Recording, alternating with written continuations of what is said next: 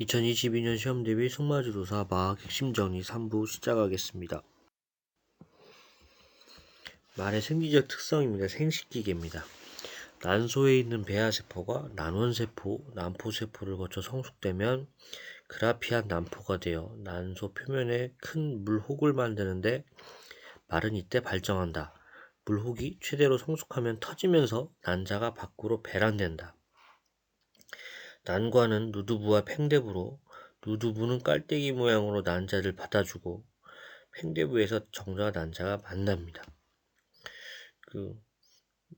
배아세포, 난원세포, 난포세포, 그라피아 난포 요게 이 순서가 이렇게 시험에 나온 적이 있죠. 그래서 그라피아 난포가 돼서 혹을 만드는데 이게 터지면서 배란이 되고요. 난관은 누두부와 팽대부에서 누두부가 깔때기 모양에서 받아주는 거고 팽대부가 정자와 난자가 만나는 장소 이렇게 해서 요것도 한번 시험에 나왔어요. 개체식별입니다. 개체식별은 말의 모색이나 특징검사 또는 유전자, 혈액형 감정 등에 의하여 그 말을 정확히 인지 및 확인하는 거고요. 순서가 주로 나옵니다. 그래서 모색, 성별, 낙인, 문신, 머리, 목, 가슴, 왼쪽 갈기, 왼쪽 앞뒷다리, 왼쪽 몸통, 꼬리 부위, 오른쪽 갈기 부위, 오른쪽 앞뒷다리, 오른쪽 몸통, 부위별 식별 후 전체적으로 마취 상태 구체적 관찰 이렇게 있고요. 시험에 나왔던 모세 성별, 낙인 문신, 머리, 목, 가슴 이런 것들이 이 부분이 시험에 나왔었어요. 전체적으로 크게 보이는 것부터 보고 그 다음에 세부 디테일을 본다 이런 식으로 생각하셔서 접근하시면 좀 나을 것 같습니다. 체형 및 지세입니다. 견갑골의 각도는 대략 45도에서 50도 정도로 경사진관이 바람직하며 일반적으로 앞다리의 발목 각도와 평행합니다. 체구와 체장은 비슷한 것이 좋고요. 후구의 거리가 긴 것이 좋습니다. 전지의 발목 각도는 45도에서 50도, 견갑골하고 전지하고 각도가 같아야죠. 후지의 발목 각도는 50에서 55도 정도가 적당하다. 그러니까 후지가 전지보다 약간 서 있는 그런 느낌이 나겠죠. 지세가 바르고 양호한 말들은 강한 훈련을 버텨낼 수 있기 때문에 잘 달리면서도 운동기 질환이 덜 발생하게 되겠습니다. 어깨 넓이와 발굽 간격을 기준으로 협답지세는 어깨 넓이보다 양 발굽이 서로 가깝게 서 있는 거고요. 광답지세는 어깨 넓이보다 양 발굽 사이가 더 벌어진 상태입니다. 발굽의 방향을 기준으로 내향지세는 발굽의 방향이 서로 내측을 향해 있는 거, 사람으로 치면 안짱다리고요. 외향지세는 발굽을 외측으로 벌리고 서 있는 자세, 사람으로 치면 밭장다리가 되겠습니다. 비절 뒷다리에 있죠. 비절과 다리 모양을 기준으로 O형지세, 발굽은 협답인데 비절은 넓게 벌어져 있어 뒤에서 볼 때 원을 그린 형태고요. X형지세는 발굽은 넓게 딛고 서 있는데 비절은 가깝게 붙어 있는 자세입니다.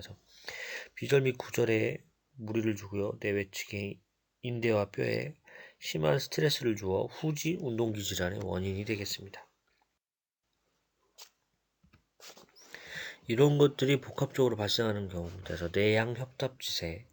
내향협답지세면은 발끝은 안쪽을 바라보고 협답이니까 또 모여 있겠죠. 그런 경우에 다리 외측에 있는 건, 인대, 골막에 부담을 많이 주어 외측 인대염, 골류 등이 쉽게 발생을 하고요. 다리를 바깥쪽으로 돌리며 걷는 모습을 볼 수 있습니다. 협답 외향지세는 더 안 좋은 지세죠. 다리를 안쪽으로 돌리며 걷고 맞으면 다리를 발굽으로 치는 경우가 있습니다. 광답지세입니다. 광답지세는 다리 내측에 긴장과 스트레스를 많이 받아 구절염이나 내측에 골류가 발생을 하고요. 광답 외향지세는 발굽 바닥 내측이 바닥에 마모가 됩니다. 그래서 대체로 광답지세 말들은 외향지세를 취합니다. 그래서 발굽 바닥 내측이 과다하게 마모되는 경향이 있고요. 사진에 보시면 협답지세, 광답지세, X자형지세 확인이 가능하실 테고 전지 오른쪽 사진은 전지의 내향지세와 외향지세 이렇게 확인하시면 되겠습니다. 이건 전지의 표준지세, 협답지세, 광답지세입니다. 이거 한번 보시면 좋을 것 같고요. 말의 혈통과 등록입니다. 말 등록입니다. 그러니까 기초 등록, 혈통 등록, 번식 등록이 있는데, 기초 등록은 혈통을 확인할 수 없는 말 또는 그 사이에 태어난 말의 개체 식별사항, 혈통, 생산자 및 소유자 등을 공부에 올리는 걸 기초 등록이라 하고요. 그 출생자마의 기초 신청 등록은 출생일로부터 120일 이내에 해야 됩니다. 120일. 혈통 등록은 혈통을 확인할 수 있는 말의 개체 식별사항, 혈통, 품종, 생산자 및 소유장을 공부에 올린 거고요. 번식 등록은 혈통 등록된 말 중 생산을 목적으로 하는 씨말의 개체 식별사항, 혈통, 품종, 소유자, 번식 및 생산 성적 등을 공부에 올리는 것, 이게 번식 등록이 되겠습니다. 그죠? 기초 등록은 이런 말 하는 거지만 근본 없는 말, 혈통 등록은 근본 있는 말, 번식 등록은 근본 있는 말 중에도 그 중에 생산을 목적으로 하는 말, 이렇게 생각하시면 될 것 같습니다. 말의 혈통과 등록입니다. 그래서 승용마 등록 배경 및 승용마의 분류 요 편에 나오는데요. 승용마 등록은 말산업 발전과 승말성화 추세에 따라 2009년부터 시행을 하고 있고요. 승용마를 등록하면 말의 정보가 공시되어 말의 가치가 상승한 효과를 기대를 할 수가 있습니다. 그리고 승용마 등록 시 심사 체형 표준에 의해 대형마, 중형마, 소형마, 미니어처로 구분을 하고요. 대형마는 르부통이나 페르슈롱 이런 게 있고요. 중형마는 원블러드 계열, KWPN, 하노버리안, 홀스타이너 등이 있고요. 아랍, 앵글로 아랍, 쿼터호스 등 이렇게 되겠습니다. 말의 혈통과 등록, 말의 유전 부분입니다. 말 염색체는 32개, 말은 32개의 염색체 쌍이 있기 때문에 총 64개의 염색체가 존재합니다. 그리고 이계교배가 있는데요. 이계교배는 혈연관계가 먼 개체 간의 교배가 되겠습니다. 5대 이내의 공동 선조가 없는 말이 되겠고요. 닉 이론은 시소말과 씨앗말 혈통의 친화성, 두 개의 혈통의 조합이 지속적으로 우수한 말을 생산할 수 있는 능력, 이게 되겠고요. 엑스페터 이론은 X염색체의 대형 심장의 특성의 유전을 이용하는 거고요. 도시지 이론은 세프드라스 시수말의 5가지 성향을 계산해서 경주 거리에 따른 능력을 구한 이론입니다. 그래서 도시지 이론은 경주마의 능력을 스피드와 스태미나로 크게 구분하여 한 경주마가 유전적으로 어떤 능력에 치우쳐 있는지를 수학적으로 측정하는 이론적 수단이 되어 있고요. 비에 의해 창안되었으며 프랑코 바롤라에 의해 개선되었습니다. 도시지로는 좀 자세한 이유가 이게 시험에 한번 이게 자세하게 난 적이 있어요. 그래서 물론 니기놀이나 엑스페터나 도시지론이나 다 이렇게 좀 자세하게 날 수 있는데 이 부분, 색깔 들어간 부분, 이런 부분 한번 참고해 보시면 좋겠습니다.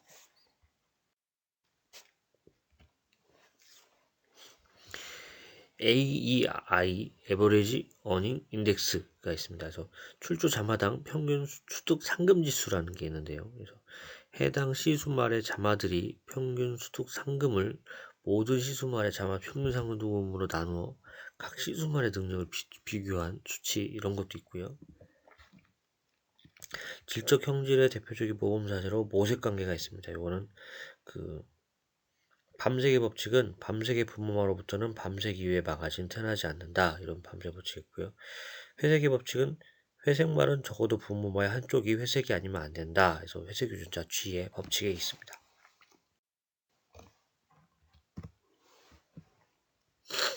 마명의 제한입니다. 한글로 여백 없이 8자 이상의 마명은 안 되고요. 부모마 또는 조부모마의 마명과 같은 마명도 안 됩니다.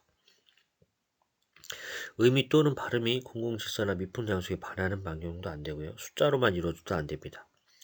그 밖에 마명으로 부적당한 마명, 이렇게 해서 5가지에서 마명에 대한 5가지 있고요. 아까 말씀드린 것처럼 등록의 종류에는 기초, 혈통, 번식이 있으며 국내에서 생산, 유통, 활용되는 모든 품종에 많은 등록을 할 수가 있습니다. 말 등록은 국내에서 생산, 활용되는 말의 혈통과 개체 식별을 명확히 하고 개량 정식에 이바지 않을 목적으로 하고요. 등록사항에 변경 사유가 발생하는 경우 30일 이내에 그 사실을 증명하는 서류를 첨부하여 한국마사회에 변동사항 신고서를 제출해야 됩니다.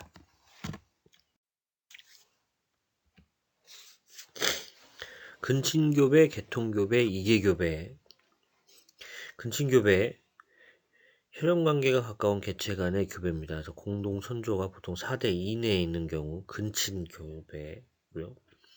개통교배는 공통 선조가 보통 4대 밖에 있는 경우입니다. 성별이 교차한 개통교배를 선호를 하고요. 이계교배는 혈연관계가 먼 개체 간의 교배, 5대 이내의 공통 선조가 없는 말, 이계교배로 합니다. 시수말과 씨앗말의 유전자형이 헤테로 상태가 되면서 효과를 발휘하는 잡종 강세를 이용을 합니다. 헤테로말은 대립된 유전자가 서로 다르게 조성되는 걸 말하는 거고요.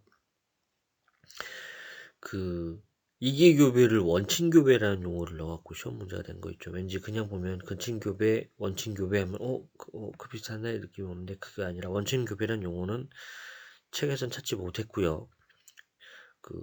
근친교배에 약간 대립되는 개념으로는 이계교배, 5대 이내 공존 선도가 없는 말 이렇게 이계교배가 되겠습니다. 이거 참고하시면 좋을 것 같습니다. 말의 혈통과 등록의 질적 형질입니다. 양적 형질하고 질적 형질하고 이거 은근 자주 나오는데요. 양적 형질은 정규 분포를 이룬다.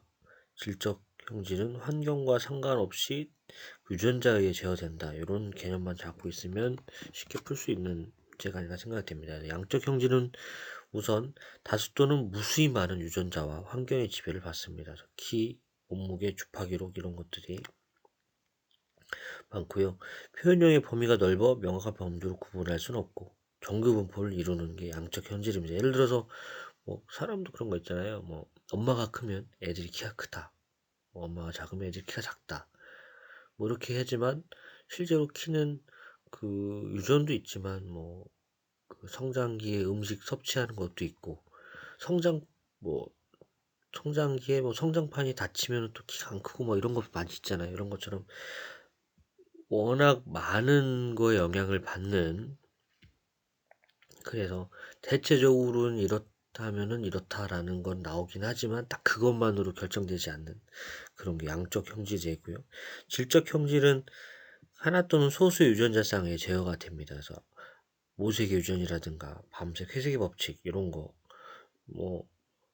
내가 추운 지방에 산다고 해서 회색의 법칙이 안 나오고 더운 지방에 산다고 해서 회색의 법칙이 나오고 이렇지는 않잖아요. 회색의 법칙은 무조건 회색의 법칙이 나오니까 그런 것들이 질적 형질이 되어 있고요. 그래서 부모를 보면은 딱 유전자 추론이 가능하고요. 표현형도 몇 개로 구분이 됩니다. 그래서 환경이 직격 형질을 제어하는 유전자 쌍의 발현에 거의 영향을 미치지 않습니다. 아까 말씀드린 것처럼 모색은 환경과 무관하게 항상 동일합니다. 요거는 빨간 선 그은 부분, 요게 이제 가마의 이름, 말 10개월 관련해서 가마의 이름이 나온 건데요. 그래서 처음에 나왔던 부분 3번이 뺨가마, 5번이 목밑가마, 6번이 갈기가마, 7번이 목가마, 8번이 목줄가마. 아이고 어렵네요. 나머지는 좀 부위랑 비슷한 것 같아요. 9번, 10번은 가슴가마, 11번은 아래 가슴가마, 12번은 등가마, 13번 겨드랑이 가마, 14번 앞다리 가마, 15번 배가마, 16번은 옆구리 가마, 17번은 허구리 가마. 거기서 다 거기 같은데 어쨌든 다 부위가 다릅니다. 18번은 볼기 가마, 19번은 뒷다리 가마. 1번 아니구나. 1번이 이마 가마, 2번이 콧등 가마. 여기에서 부위별 가마, 말십별에 관련된 부분인데 이런 것도 시험에 한번 나왔었다. 이렇게 생각하시면 될 것 같습니다. 이게 오히려 더 자주 나오는 것 같아요. 말의 혈통과 등록, 개체식별 부분. 한몰이 삼각형, 새치는 선 3개 찌직 큰 거로 빨간색, 흉터는 화살표, 가마가 X입니다. 이거 은근히 안 외워져요. 어쨌든 처음에 나오니까 꼭 아셔야 되고요. 한몰이 삼각형, 새치가 세로로 긋는 3개, 빨간색으로 3개를 큰 거, 흉터가 화살표, 가마가 X 표시입니다. 저 무식하게 한몰의 함자가 삼각형의 삼자랑 비슷하게 중성과 종성이 같잖아요. 한글 그렇게 외웠고 새치도 새가 선 3개랑 비슷해서 새라고 외웠고요. 흉터의 히읗과 화살표의 히읗으로 외웠고 가마하고 X는 엮을 게 없어서 그냥 3개가 들어가고 하나는 아니니까 그냥 이렇게 그냥 엮어서 어거지로 외웠었습니다. 혈통 등록과 등록 관련해서 흰 점 요것도 앞선 사진에 본 것처럼 가마처럼 시험에 은근히 가끔 나옵니다. 시험에 나온 부분은 그 머리 부위에 점이 콧등 쪽으로 흘러내린 경우는 유성, 콧등 부위에 점이 있는데 두께가 보통인 경우는 비량백. 그래서 작은 건 엄지 천마디폭, 큰 건 코뼈폭을 말하고요. 코 부위에 점이 있는데 두께가 보통인데 요거는 비백. 점의 혼합 여부에 따라서 모두 끊어져 있으면 단비량백, 단비백 이렇게 되겠습니다. 콧등은 비량백, 코는 비백. 이렇게 출생 후 성장입니다. 평균 임신 기간은 340일 기준으로 약 15일을 전후하여 분만을 합니다. 약 80인경 태아의 크기는 25에서 28cm 정도 되고 무게는 70g 정도다. 이후부터는 태아의 성장 속도가 대단히 빨라져 약 220일경이면 태아의 크기는 55에서 60cm, 무게는 9kg에 이릅니다. 자마가 포유 반사를 보이지 않는 경우 깨끗한 손가락을 자마에 매너여 포유 반사를 자극을 해야 되고요. 생후 1개월까지의 기간 동안에 망아지 성장도 가장 빠릅니다. 이 시기에는 보통 일주일 동안에 체중이 10kg씩 놀랍긴 하네요. 증가를 합니다. 18개월령까지 크면 최고의 95%, 체중의 80%까지 성장을 하고요. 화골의 순서는 1세 때 구절이나 지골, 2세 때 주관절, 비절, 늑골, 3세 때 왕관절 및 슬관절, 4세 때 경관절 및 고관절, 5세 때 척추 등 최상부에 골격해서 5살 때 끝납니다. 화골의 순서는 왠지 밑에부터 이렇게 올라오는 그 바닥에 가까운 발바닥부터 척추까지 이렇게 올라오는 그런 느낌이 나죠. 순서도 가끔 나올 수 있겠다 싶긴 한데 어쨌든 그런 문제 못 봤는데 어쨌든 핵심은 5살 때 끝난다. 요거 보시면 되고요. 앞말은 치아의 마모도를 통해 나이를 추정할 수 있으나 9살 이상이 되면 너무 어쨌든 이빨은 계속 쓰니까 달 거 아니에요. 9살 이상이 되면 너무 마모되어 나이와 연관성이 줄어들어 신뢰도는 감소를 하고요. 앞말의 경우 12에서 15개월이면 성성숙이 되고 수말의 경우 24개월 되면 성적으로 성숙합니다. 말도 이제 여자가 더 남자보다 성숙한 것 같아요. 그렇게 되고 요 부분은 이제 그냥 요 출생 후 성장 부분에 시험에 나왔던 부분을 그냥 다 모은 건데 어쨌든 저 파란색이나 빨간색 그 글자 요 부분이 이제 시험에서 약간 바꿔냈던 그런 부분이니까 그 부분 중심으로 보시면 좋겠습니다. 마격 측정입니다. 이것도 맨날 나오죠. 요거 맨날 나옵니다. 그래서 말의 성장 정도와 체격을 측정하는 몇 가지 단위인데요. 최고 지면에서 말의 돛등마루까지 높이 측정 단위는 센치 0.5 단위로 표시. 흉이 가슴둘레 돛등마루를 통과하는 가슴둘레 0.5cm 단위로 표시. 관이 좌전지예요. 우전지로 시험 바꿔내기도 하는데 관이는 좌전지 중수골 중앙부의 둘레 0.1cm 단위로 표시. 흉위는 최고분의 흉위 곱하기 100이고요. 보통 병존마가 110 이상, 중종마가 116 이상이 되겠습니다. 흉위는 0.5cm 단위 표시한다. 관이는 좌전지 중수골 중앙부의 둘레고 0.1cm 단위 표시한다. 요거 꼭 챙겨보세요. 말의 영양과 사양, 말 사료의 종류와 이용 부분이 되겠습니다. 요거 솔직히 이 부분은 아무리 봐도 이해도 안 되고 그런데 그냥 저는 무식하게 외웠어요. 외우는 비법도 없습니다. 이쪽 파트는. 어쨌든 그거 참고하시면 될 것 같고요. ADF 함량이 45% 이상의 경우 사료 가치가 매우 낮습니다. 그래서 ADF가 뭐냐? 그래서 에이시드, 디터젠트, 필드, 피버 해갖고 어쨌든 산성세제 용액으로 1시간 동안 끓여도 남아있는 섬유질입니다. 어떻게 보면 소화 안 되고 소화가 안 되는 어떤 되게 강한 섬유질인데, 어쨌든 이런 섬유질이 있다는 것 자체가 이제 또 소화 안 되는 거니까 사료의 가치가 낮아지겠죠. 어쨌든 ADF 함량이 45% 이상이면 사료 가치가 매우 낮다. 방목초지는 해당 지역 환경을 고려하여 화분과와 두과 목초를 혼포하는 것이 좋다. 대부분의 곡류 사료와 곡류 부산물은 칼슘보다 인 함량이 높다. 면실밥에 함유된 고시폴은 단백질 소화를 방해하는 유해 성분이다. 면실밥이 뭐냐면 목화에서 기름을 짜내고 남은 깻묵이 되겠습니다. 그래서 면실밥, 고시폴, 단백질 소화 방해하는 유해 성분. 그리고 곰팡이 오염된 목초는 기호성과 섭취량 감소, 아플라톡신이나 파툴린 같은 진균 독소 함유. 특히 이제 아플라톡신은 사료 섬유량과 체중이 감소해서 간질환 등 유발하고요. 어쨌든 곰팡이 오염된 거는 피해야겠죠. 엔토파이트에 감염된 톨페스투큐나 페레니얼 라이그레스는 여름철 고온과 환경 적응성이 강해 생산성은 높은데 알칼로일 생산의 암말에게서 후기유산, 임신기간 연장, 난산, 무유증을 일으키고 망아지에선 성장률이 저하되겠습니다. 이제 엔토파이트에 감염된 이렇게 나오는데, 엔토파이트가 뭐냐면 일종의 이제 기생충이 아니라 기생 바이러스 뭐 이런 느낌으로 생각하시면 돼요. 그래서 식물이 있으면 엔토파이트가 그 식물에 들러붙어 살아요. 근데 이제 웃긴 거는 그 식물 자체도 엔토파이트의 덕을 봐서 잘 크게 됩니다. 어떻게 보면 서로 이제 상생하는 그런 관계인데요. 아쉽게도 그게 이제 그런 엔토파이트가 나오는 생산하는 성분이 말한테는 안 좋다 이런 거예요. 그래서 엔토파이트에 감염이 되면은 식물하고 엔토파이트하고 지들끼리는 잘 사는데 그게 말한테는 도움이 안 된다 이렇게 생각하시면 되고요.